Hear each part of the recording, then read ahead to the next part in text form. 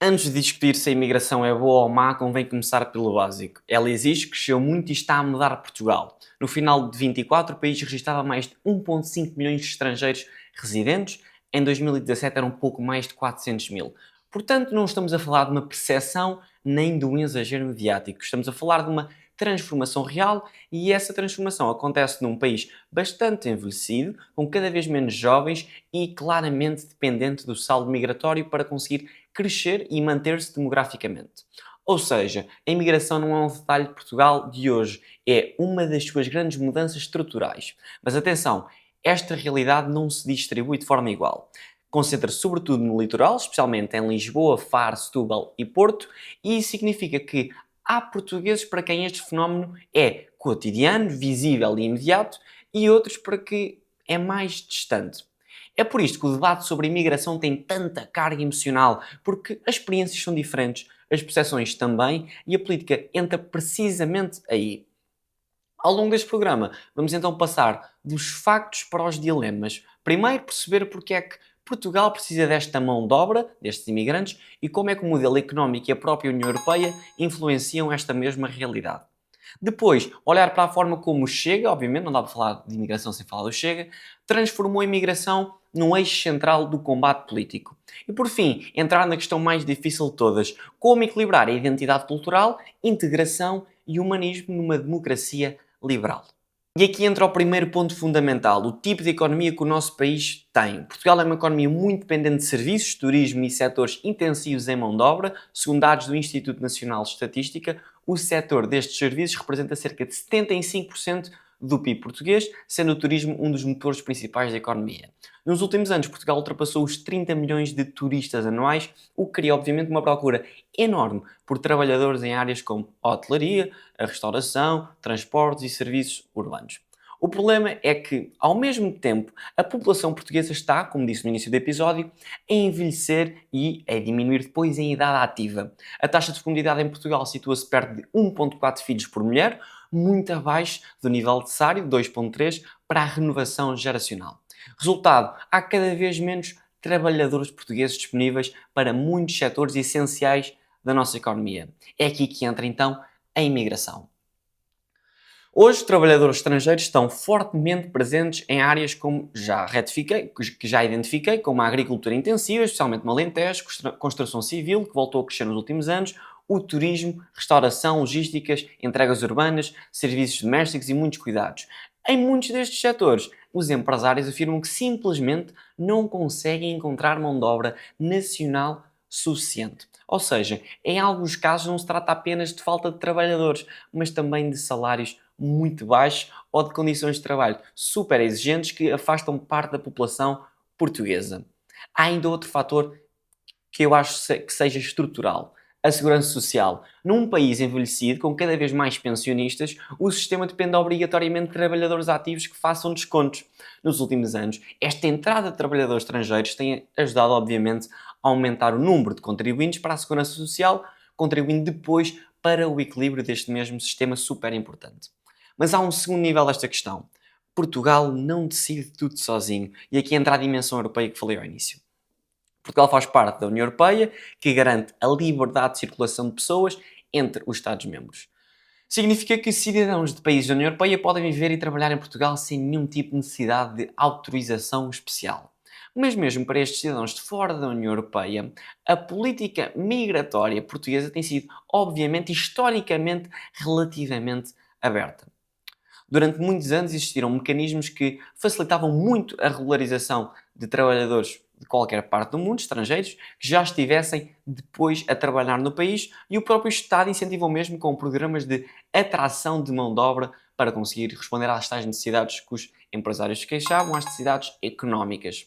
Além disso, a União Europeia enfrenta um problema demográfico muito semelhante ao de Portugal: envelhecimento da população e falta de trabalhadores em vários setores. Por isso, a imigração tem sido vista por muitos governos europeus, a grande parte, salvam-se a Hungria, a Polónia, mas como parte da solução para manter este crescimento económico e sustentar os sistemas sociais. Ou seja, quando se fala de imigração em Portugal, não estamos apenas a falar de uma decisão política isolada. Estamos a falar de um fenómeno que resulta de três forças ao mesmo tempo: um país super envelhecido, uma economia dependente da mão de obra intensiva e um contexto europeu de mobilidade e integração que favorece exatamente esta ascendente imigração. E é precisamente aqui que começa o verdadeiro debate político, porque se por um lado a economia parece precisar desta imigração, por outro lado surgem preocupações sobre integração, pressão nos serviços públicos e o impacto cultural. E é neste ponto que o tema deixa de ser apenas económico e passa a ser mais interessante, mas profundamente político. Depois de percebermos que a imigração cresceu muito em Portugal e que existe uma dimensão económica evidente, surge uma questão política muito importante. Como é que este tema entrou no centro do debate público nos últimos anos? Durante estes anos, a imigração não foi um tema central da política portuguesa. Não porque não existisse, mas porque os grandes partidos preferiram tratar este tema como um assunto mais técnico, económico, administrativo e não como um tema político que futuramente ia ser estruturante. Havia discussão sobre regularização, integração ou mercado de trabalho, mas raramente se via um confronto político claro sobre este tópico em campanhas eleitorais, em debates parlamentares ou até mesmo em programas partidários. Aqui entra um ponto que é importante perceber. Durante muito tempo, a meu ver, muitos partidos do nosso sistema político português pareceram evitar este tema. Em parte porque temiam alimentar discursos que por vezes podiam ser apelidados de mais radicais, mas também porque receavam que o debate sobre imigração pudesse dividir os seus próprios eleitorados. Ou seja, em vez de enfrentarem um tema diretamente, muitos preferiram tratá-lo com cautela ou simplesmente evitá-lo. Mas a política tem uma regra quase inevitável. Os temas que ficam sem resposta acabam por encontrar quem os explora politicamente e quem é que eu estou a falar? Precisamente nesse espaço que surge o nosso Chega e o André Ventura. Desde cedo o partido liderado por este líder carismático, Ventura, colocou a imigração no centro do seu discurso político. Fê-lo de forma direta, sem nenhum tipo de hesitação e muitas vezes com uma linguagem que gerou polémica, tudo planeado. Mas independentemente da avaliação que cada pessoa faça deste discurso, há um facto político relevante. O Chega falou de um tema que muitos outros partidos estavam a evitar.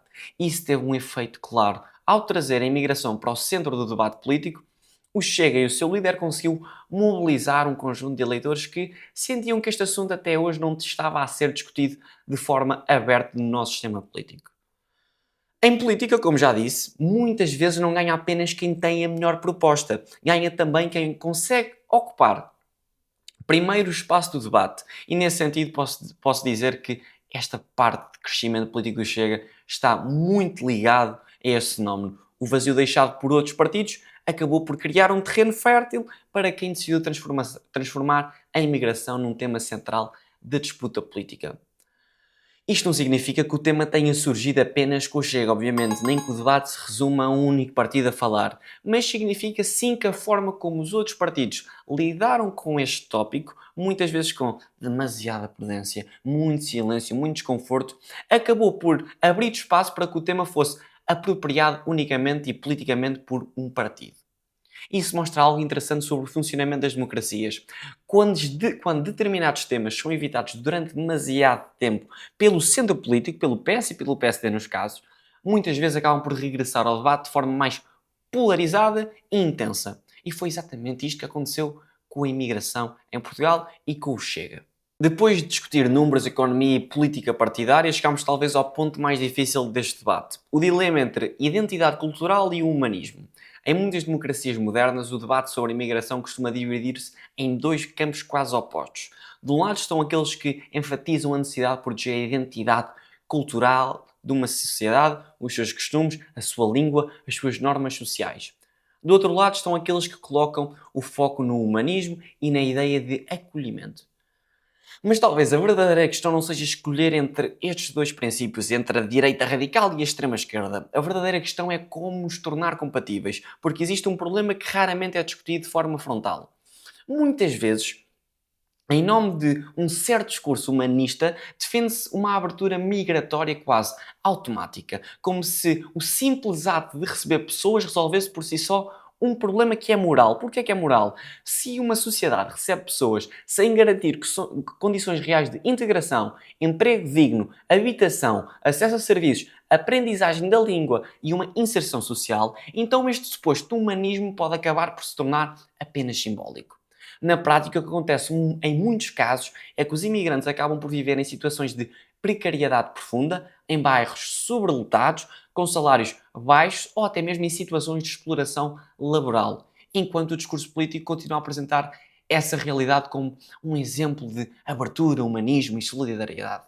Mas acolher pessoas para depois as deixar viver em condições precárias não é necessariamente, não é de todo, humanismo. Em muitos casos pode até ser o contrário.